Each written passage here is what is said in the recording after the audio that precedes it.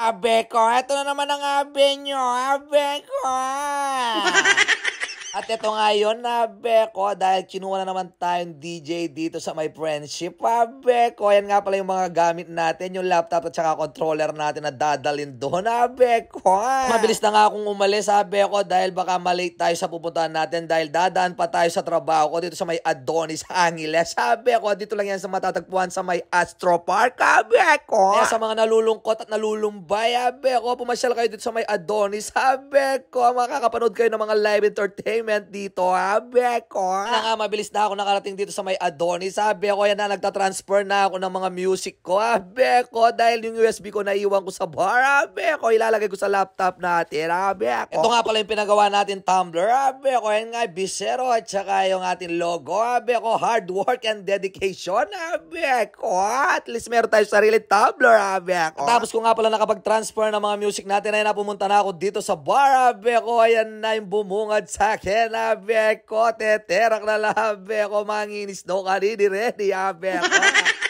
Ang ginawa ko, umupo muna ako sa Gedli dahil ninenervyos ako dahil nagsasayawan na nga sila. Kasi alam ko, mga lasing na yung mga to, abe ko. Mas naisip ko, baka meron nakakapanood sa atin sa mga to, abe ko. Siyempre, hindi pwedeng hindi ka ninenervyos, abe ko, dahil kilala nila si Babsoy, abe ko. Kaya ang ginawa ko, order muna ako ng isang bucket na stallion, abe ko, para maalis yung nervyos natin at lumakas yung loob natin, abe ko. Nung nakita na nga nila ako, abe ko, totoo nga yung storya, abe ko, napapanood nila ako sa video, kaya nag-hype pa sila, abe ko. Kaya tuluyan na ako nahiya, abe ko, kaya ginawa ko, ininom ko nang ininom yung stallion ko, abe ko, ang bilis ko siyang naubos, abe ko. At nakakatatlong music pa lang ako, abe ko, ayan may nag-request sa akin, hindi ko alam kung Chinese o Japanese o Koreano yan, abe ko. At saka ako napinlay yung kanyang request para sumayaw na rin siya, abe ko. So nilapitan ako ng isang gurami, abe ko, ayan na nga, may hawak siyang alak, abe ko. Ninenervyos ako, baka mabasa yung controller ko, abe ko. Sa pakyapan mo yung baso, abe ko.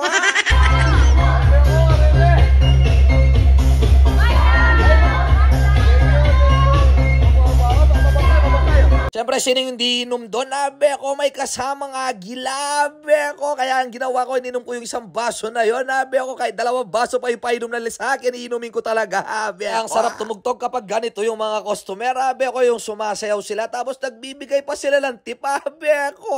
Ganyan naman yung isang gurami na to, abe ko. Hindi tumigil sa kakasayaw, abe ko. Talagang pintalala ako pag helele ko talaga, abe ko. Talagang gaganahan kang tumugtog, abe ko, kapag ganito yung mga customer, abe ko.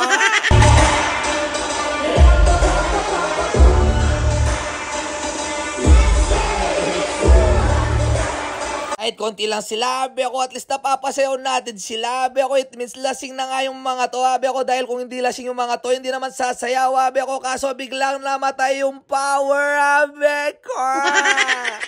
Natigil yung sayawan dahil namatay yung power. Bombay milyar, abe ko. Nga pala si pare Jericho, binisita ako, abe ko. Shawawa round sa'yo, abe ko. Dali-dali na pumunta si DJ Third at saka yung isang kasama niya, abe ko, para buksan yung generator, abe ko. Yan nga pala yung mga staff dito sa Blue Moon. Shawawa round sa inyong lahat, abe ko. Nung nabuksan na yung generation nila, abe ko, yan na nga, kaso hindi nakakonect daw yung mga speaker sa generation nila, abe ko. Kaya hindi tayo makapagtugtog din ulit, abe ko. At naka-last ball pa tayo ng mga Koreano. Ayan na nga sila, abe ko. Thank you, bye!